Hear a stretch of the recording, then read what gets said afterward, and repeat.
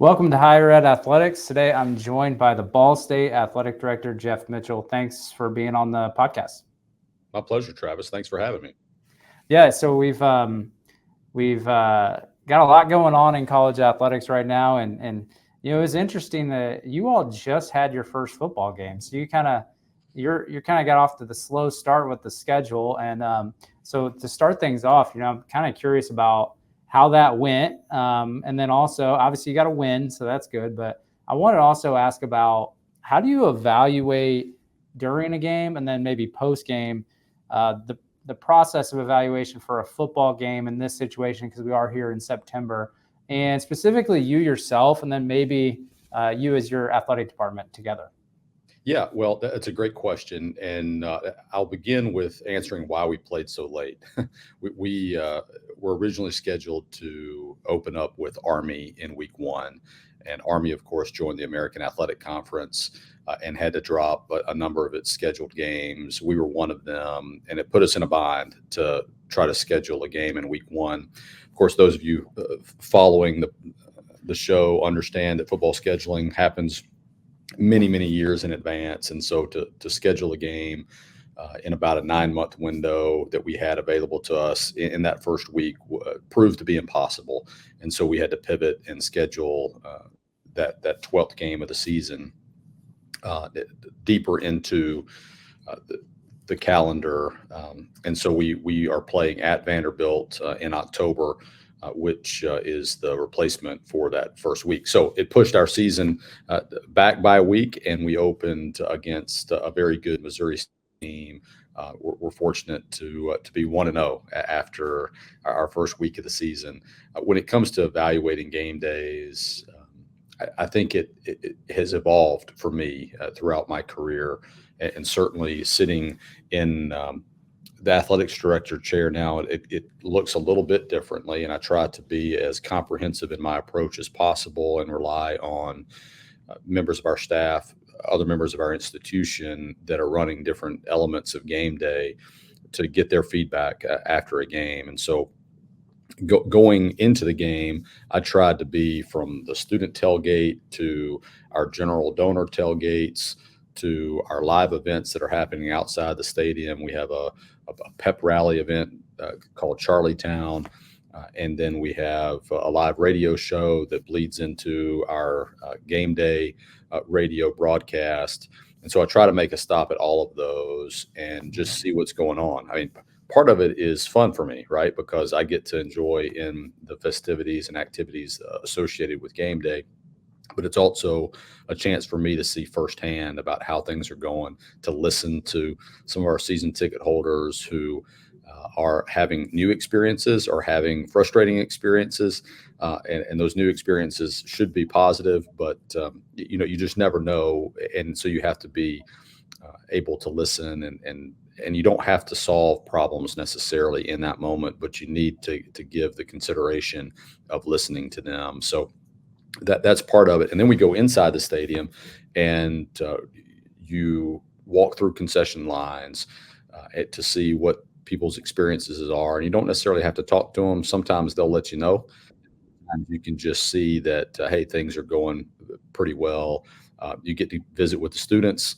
I went over and visited with our student section during the game, and got to all premium suites, both inside our west press box and suite area, and on our north end zone where we have outdoor premium seats, and try to experience the whole perspective of game day.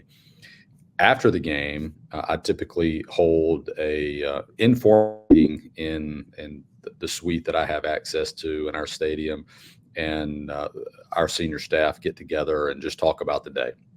So we get to hear the funny stories. We get to hear some of the concerns that pop up. We get to, obviously, to celebrate not only a win on games where we are victorious, but also just what we talk internally a lot about is the victory shares. So the things that may not have anything to do with wins and losses, but have everything to do with the tiny wins that we experience in impacting somebody's day in a positive way. Well, so before I ask my next question, I failed to do what I usually do is an institutional profile. I probably because I just know Ball State so well growing up in Indiana. But so Jeff, you were hired as the AD back in February 2023. For those that aren't aware, I mean, it's about 20,000 students, Muncie, Indiana, and not too far from Indianapolis. In the MAC, obviously, people know that you're the Cardinals. Interestingly, the only Group of 5 school in the state of Indiana. So that separates things a little bit. There's a lot of D1s, but the only Group of 5. And then some notable alumni. Everybody knows the top 10 king, David Letterman. But then also Jim Davis from Garfield, and Jason Whitlock for those people that like to entertain with sports journalists. So I also would note, before we go on, some of the best athletic facilities in the Group of 5 for sure. I've been through campus a lot over the years, but recently, I think I DM'd you this not too long ago that I drove back through campus. Beautiful place, but those athletic facilities, they really pop whenever you see them. The indoor facility that is multi-use, it's just it's a great place, and I imagine on a Saturday game day or a MACtion middle of the week game day, that place gets pretty rowdy and fired up. So I had to do my due diligence by kind of going back, given that institutional profile. But did I hit it? Did I kind of characterize it correctly? That was great. A perfect summary. This is a Okay. beautiful campus, and we do have beautiful facilities. It's a lot of fun. Well, so I want to talk about the president's cabinet, because most people that listen to this are aspirational athletic directors, and then some higher ed folks, hopefully too, and then some sitting ADs watch it. And I always want to kind of think about what experiences could help them. And one question I ask quite a bit, because people get different feedback, is what has the experience been like serving on the president's cabinet? But also those in maybe roles that you had before you became the AD at Ball State, where you're obviously getting a lot of experience in athletics administration, but how could they prepare for just kind of the responsibility of joining that cabinet? Yeah, this is a question because the perspective really changes when you have the good fortune to serve on a president's cabinet. And what I mean by that is that you begin to take on a different perspective of your approach to leadership in the higher education space, and certainly as it relates to your leadership on your particular campus. So you really have to shed the label of whatever department or unit that you're overseeing when you sit at the table. At least that's what I do. I try to take off the athletic director hat and sit at the table as a senior advisor to our president, and do the job that we're all wanting to do on a daily basis, which is to serve the best interest of our students. It so happens that the other 10 members of our senior administration that report to our president, have critical roles in their own right and are serving, whether it's faculty, staff, or students generally, just depending on their respective jobs. I think we all, for the most part, are able to shed those respective titles and are a collaborative group to best advise the president, to best promote the university in a way that is consistent. And I've really enjoyed my time here at Ball State serving on the president's cabinet. President Mearns is in his 8th year, I believe, as president now, just finished year 7, and has done a remarkable job. And we are in a great position because of his leadership. The cabinet has been, for the most part, consistent. There have been some turnover. Certainly, I've come into it in the last year and a half. But what's remarkable about the people around that table is that we all have a special affinity, not only for higher education, but for the development of others, for the development of students, and for the development of Ball State. And that's pretty neat. And so I really look forward to our cabinet meetings. We meet every Monday, and I always feel as if we're making progress, that there's not a meeting that happens where I feel like it was a waste of time. Maybe my colleagues feel differently, but I certainly embrace the opportunity And when it's time to talk specifically about athletics, then I represent athletics as best I can. And at other times, though, athletics doesn't even come up because it's not the central focus for the day. But there's a reason why athletic directors get seats at these tables now, because and our president will tell you that athletics is the front porch of the institution. And so we have an obligation to represent our university in a first class way. And I think we do that every day. And so being at the table comes with a degree of responsibility that I certainly take very seriously.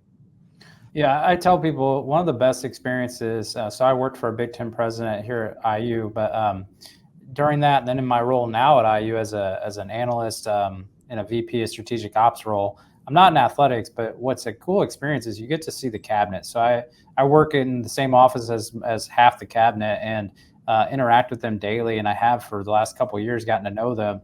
They all bond really well, and they all bring different characteristics to the table. And then, yeah, whenever it comes into your territory of what the discussion is, people turn to you. And I imagine it's kind of a helpful role for tough times too, of when you can kind of have someone bend an ear and kind of know what you're going through, because there's only one athletic director on campus, but there is another VP of another area that's probably been through some stuff. And so it's just seeing that camaraderie with the cabinet that I've gotten experience. I imagine that's been pretty helpful for you too. It has been. And, these are tremendous leaders who have great expertise in their respective areas. Yeah, when we're dealing, again, in a very collaborative nature with each other, those conversations do come up. Like, have you dealt with a situation where you've struggled to make a decision with an employee, or a difficult situation with a student? And although it may be from a completely different point of view, that perspective is actually really helpful when you're trying to problem solve or trying to make a critical decision. So I'm grateful for my colleagues around that cabinet's table, and grateful for President Mearns and the confidence that he has, not only in me, but also in all of us that sit around that table. And he's very open and helpful to bounce ideas off of, or to help you problem solve. And he's been at that table before too, in an advisory capacity. And so that's a neat perspective that he brings, and he likes to develop us and grow us as leaders in the higher education space as well. Well, I'm sure he gave you kind of a charge of what his vision was as the president for athletics when you first came in, but I'm kind of curious about yourself, your early evaluations as an incoming AD. I've had people say, just came in, just wanted to listen, came in, we had to do a strategic plan right away. They just want to observe, meet with everybody. So what was kind of your approach and how you needed to evaluate things based on how you work? Well, part of the dream for me as I came in to being the athletic director at Ball State was that I was going to a place really didn't know a lot about it. And that was attractive to me. I know some people may view it as a little bit scary, but I wanted to come in and have eyes wide open, ears open, to listen, to observe, and then that's what I did. And so my priority really was developing meaningful relationships across our campus.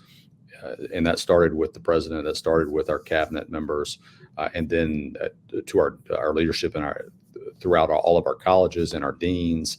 And then, of course, within our department, it also extended externally as well to meet leaders in our community.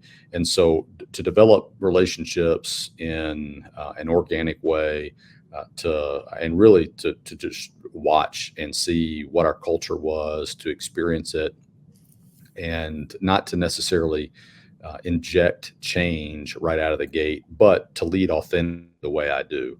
And to the extent that helps shape culture, I think we've seen some progress.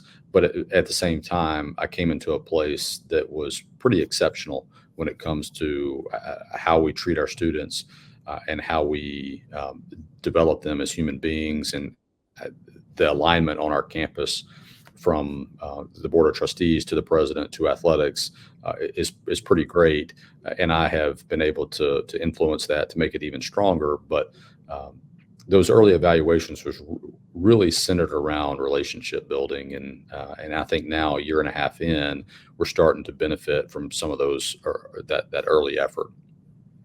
That's good. Yeah, it's and I know from the state of Indiana and the public schools in here, I really do see athletics as being, we always say front porch, right? And it is, but it is a driver at a Ball State. Whenever enrollment is an issue at a lot of schools in Indiana, enrollment's has been sustained at Ball State, and I think a big part of that is the athletic offering and the product. And so it's great to see that you've kind of built those internal relationships, because that also builds internal support, and you all kind of row the boat the same direction. So just an outsider point of view, I'm not really surprised to hear some of those answers and responses. And I really do think that more people need to get involved with deans. So I like that you mentioned that, because they then will talk to other faculty members. And if you do it on the initial side, you're not coming to ask them for in difficult time for them to kind of come watch your events. They just want to do it because they want to support you. And then getting on campus to other events, which I'm sure you do. I always like to hear about what other schools are doing, as far as individual schools on a campus. Like, what events are you doing? What kind of lectures are you having? And so that probably stems into the cabinet area too. That's right. And to extend on the comments about relationships with deans, I think I may be doing too good of a job, Travis, because I keep getting invitations to come and guest lecture in the classroom, which I really enjoy, by the way. But I'm kidding when I say that, because I clearly see myself as an educator, and so to be invited in the classroom to talk about leadership, to talk about business as it relates to intercollegiate athletics. And certainly it's a fascinating case study right now with what we're going through.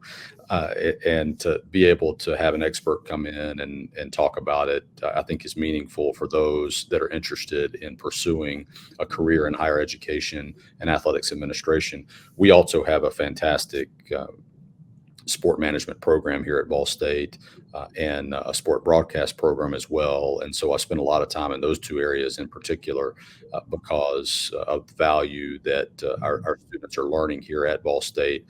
And I just firmly believe that it's an obligation and a responsibility to teach. And it doesn't necessarily have to be just our student athletes. It can be the student in the general population.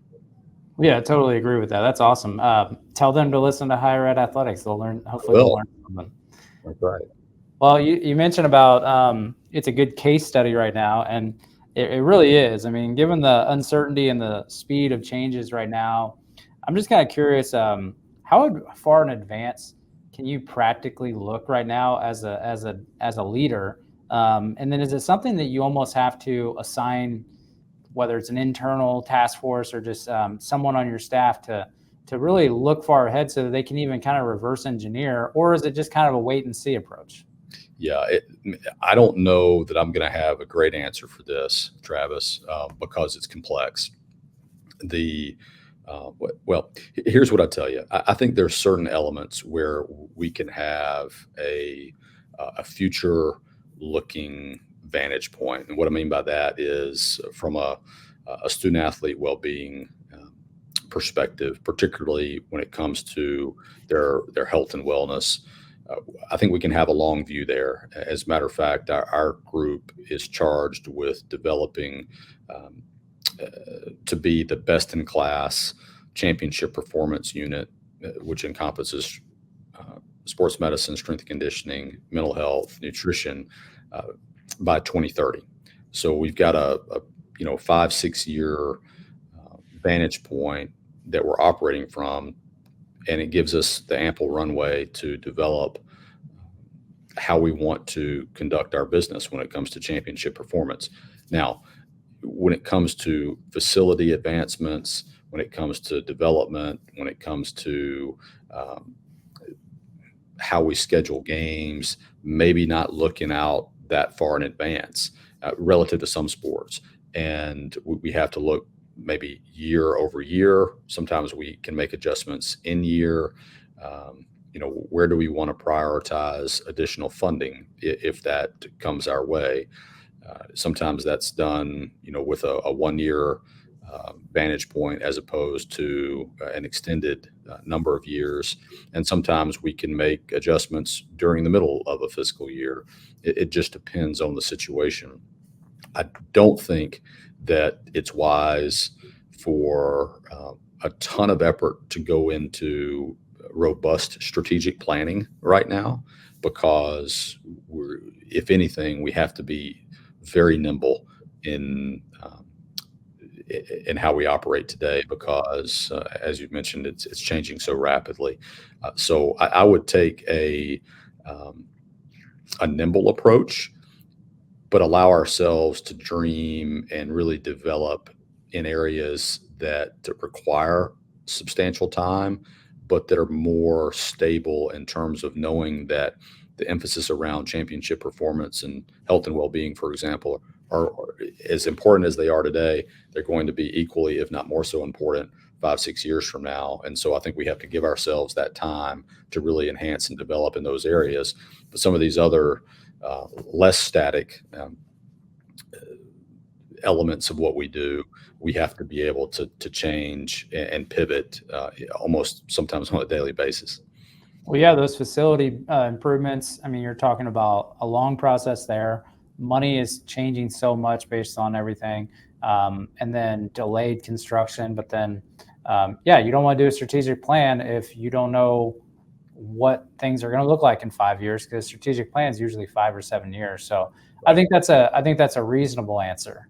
I'm a former compliance person, so I appreciate the detailed, but not like over promising on and no fluff. So I appreciate that. Me too, Travis. I'm a recovering compliance specialist myself. Well, we're going to go to fans for a couple questions, and then I want to wrap up with some education stuff. I noticed that you joined in on the, admittedly, I'm not a subscriber, it's just in my research, but you all kind of, you do this weekly podcast that you periodically join. I think it's like This Week in Ball State Sports or Ball State Athletics. And I'm just kind of curious at your approach with that, and if you've heard any feedback.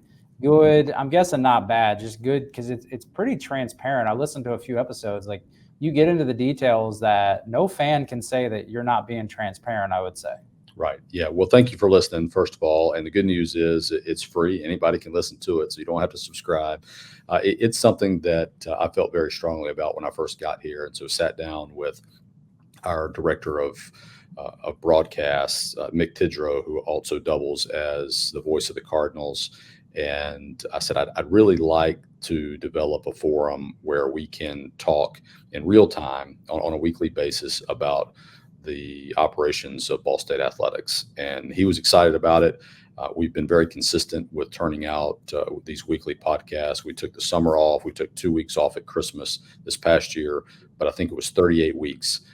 We produced a podcast this past year. And of course, we've already started this year. We were adding an element to the podcast this year, Travis, and at least for the fall semester, once a month, we're going to do a vodcast where it's video as well as the audio.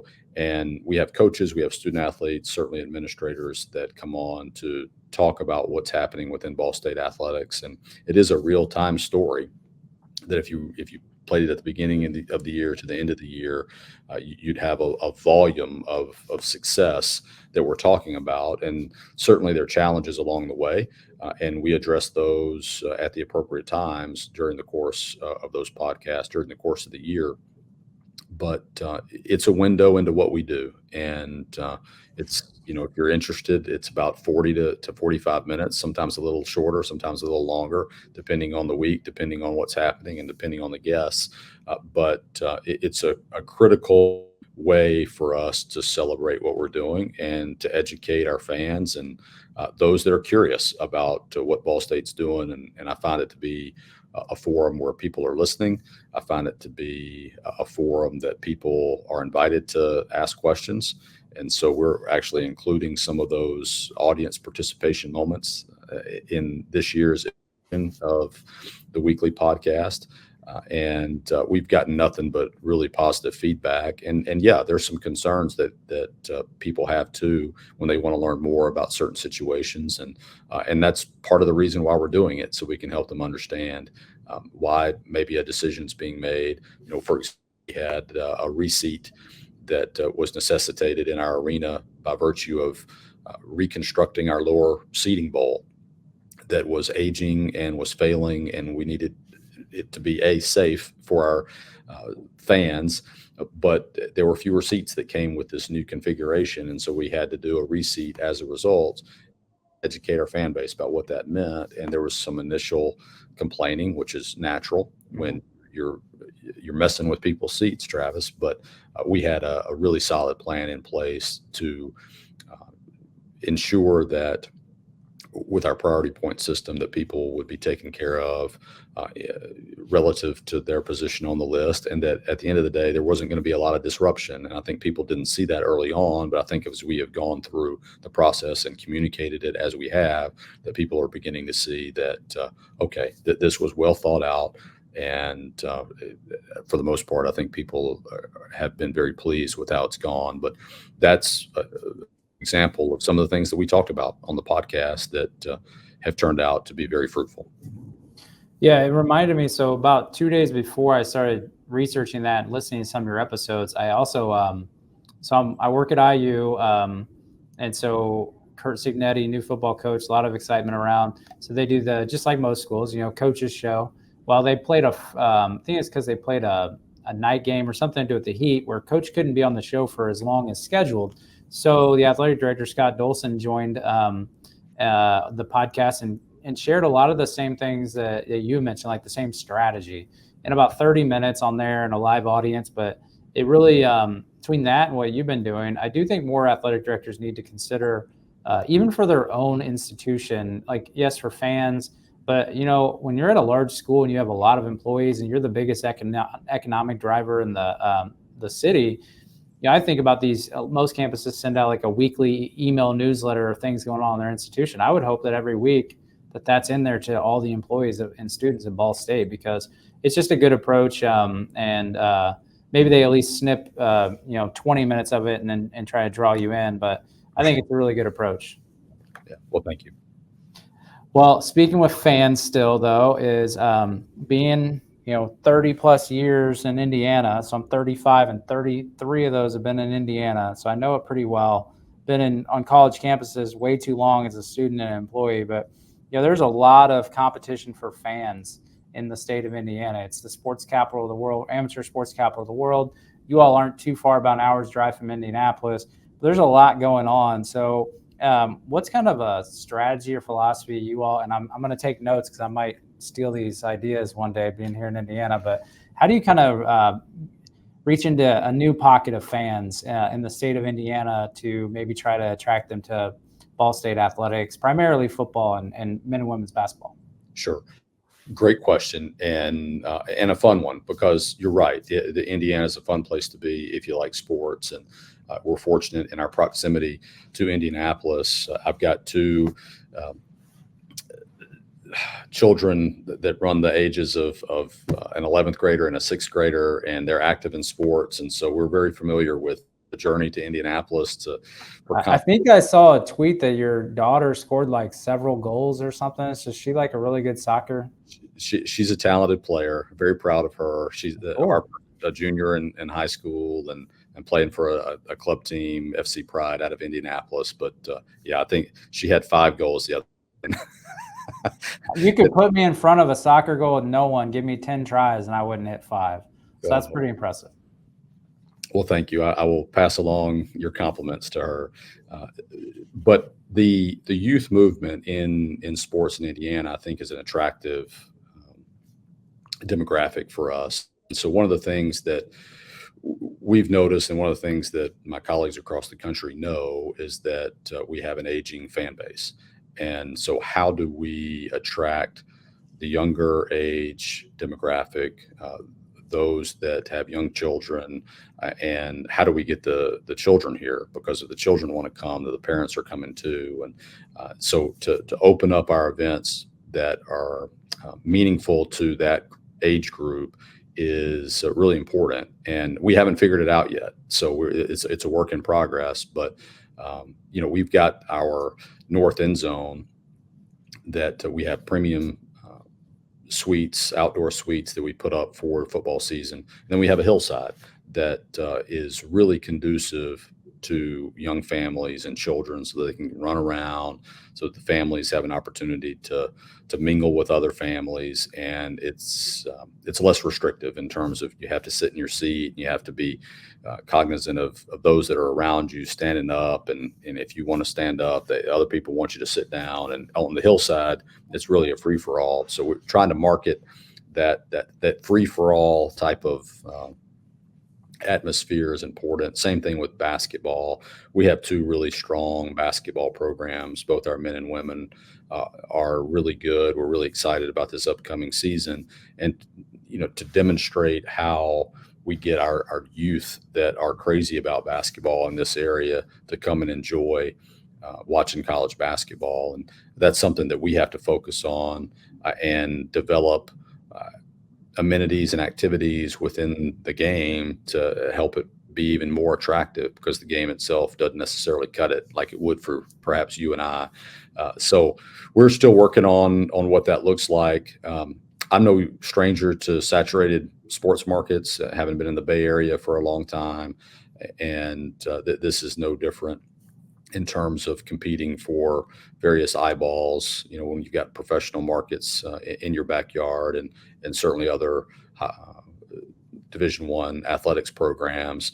But my focus is this, Travis. We are going to attract locally and regionally, and then grow nationally. So we've got to take care of the people that are interested in Ball State in our own backyard. So whether that's in Muncie, in Yorktown, and whether that's in the entire East Central Indiana region, we have to be attractive to them first, and then we can grow statewide, we can grow nationally.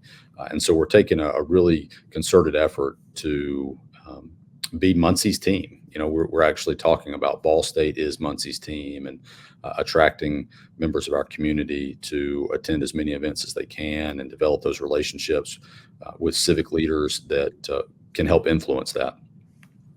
That's awesome.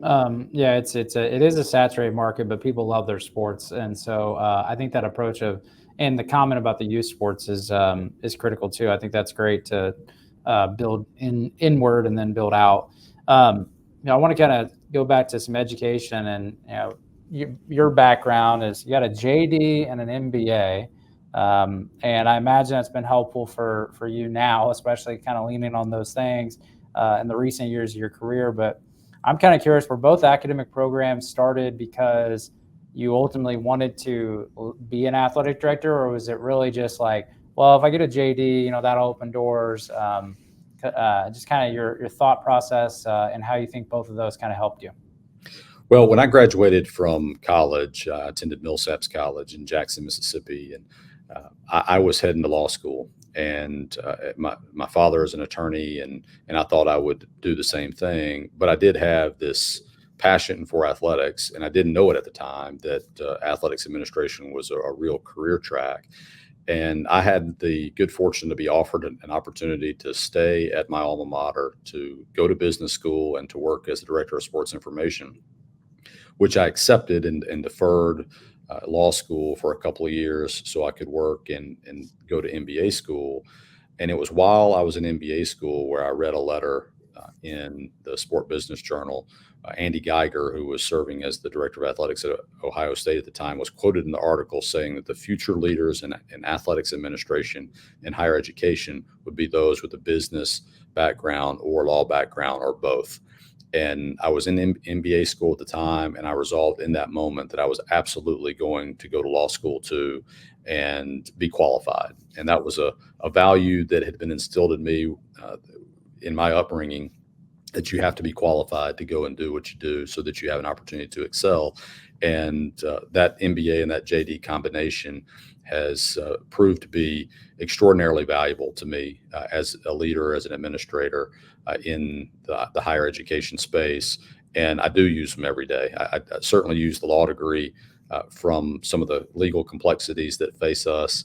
Certainly used it when I was in the compliance role. And from a business standpoint, we're trying to be creative in how we generate revenue and how we lead and how we develop organizations. And I think one of my superpowers, Travis, is to develop teams. And so I lean on focusing on organizational behavior and organizational development in business school. And so all those things just play into how I go about being a Division I FBS athletic director on a daily basis. And I'm so grateful for that educational background and the qualification that it's given me. Yeah, and I appreciate that too, and I'm sure it brings a lot of credibility to the chair at the cabinet level too, of having those letters on your resume.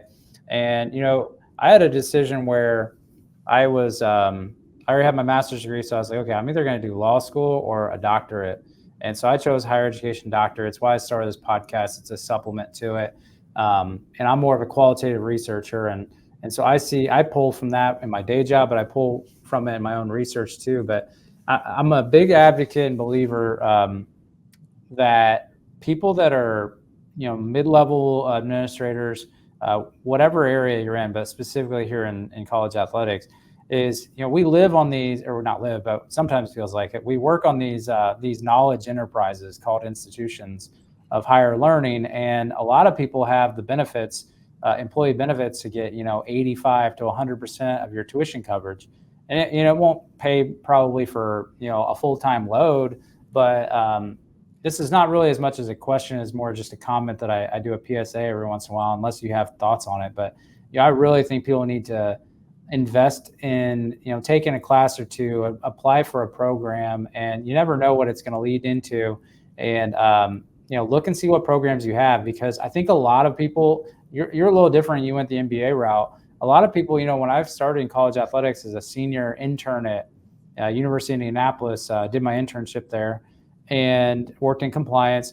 A lot of us just went to then to GA jobs as athletic administration or masters, and we really were doing our job, but we still learned in the classroom. But we were so probably busy trying to make it in our efforts as a GA that maybe we didn't put as much focus on the learning. And building those relationships with faculty. So I think it could be really helpful for someone that maybe wants to do a different master's degree, or maybe you want to go to law school or you want to do your MBA. There's just so many options if you're at a school that offers graduate level. And I think it's just something that people should maybe consider, not going to debt for it, but maybe if it's an employee benefit, maybe you take a class or two.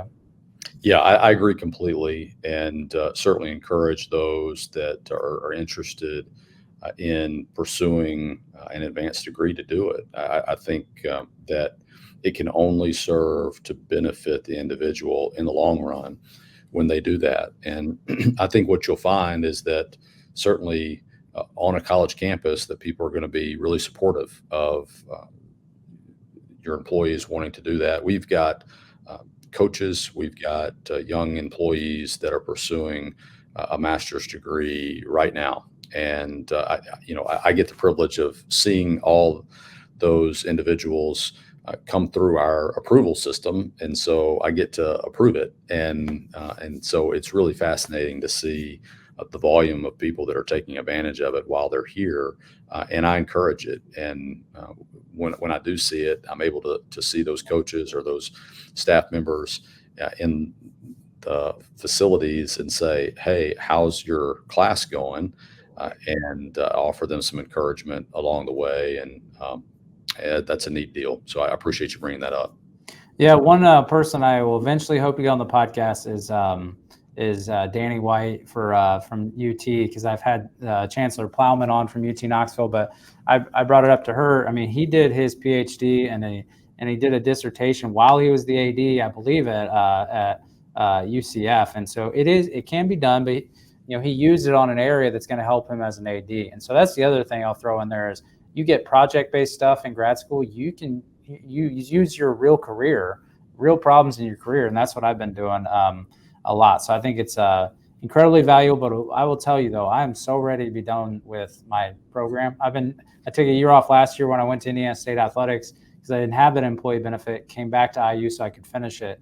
And my dissertation, Brian Blair actually touched on last episode.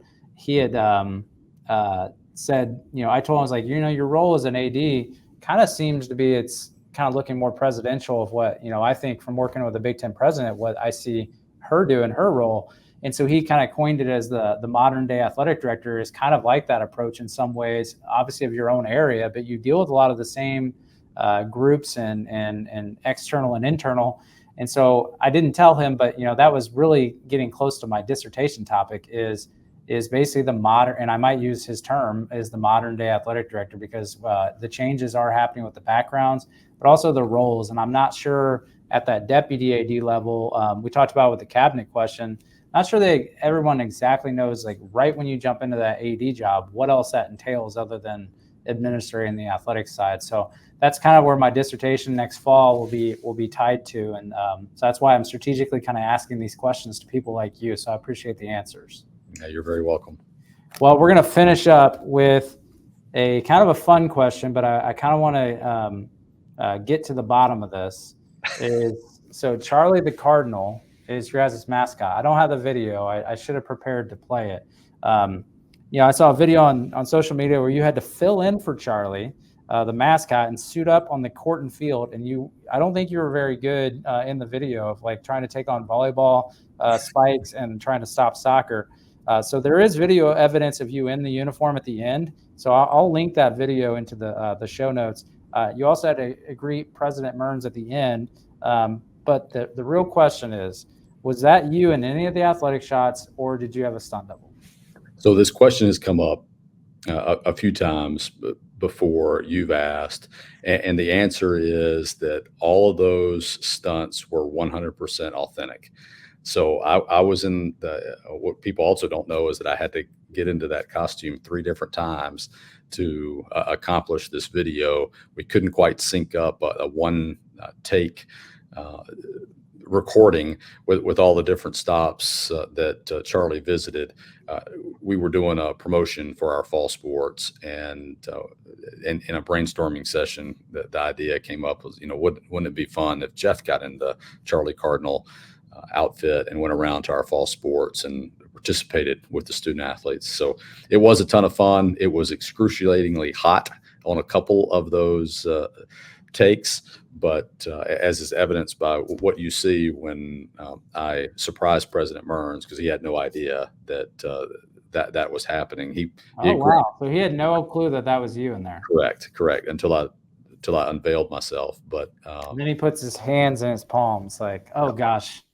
Well, what didn't make the cut of that video, Travis, is that when I went out to field hockey, our coach, Caitlin Walsh, who also didn't know that it was me, said, "Charlie, take a stick and go play with the girls." They were finishing up their practice and were scrimmaging, and that was a challenge because your periphery is narrow, and I was afraid I was going to bump into a student athlete, and I didn't want to hurt anybody, didn't want to hurt myself, and also had no idea what I was doing with a field hockey stick. So it was entertaining, to say the least, but it was a lot of fun, and our student athletes got a kick out of it. And certainly the video got a considerable number of views, which was fun. And it's all for the benefit of promoting Ball State and what we're doing here, and our talented young women and men that put on the Ball State uniform every day.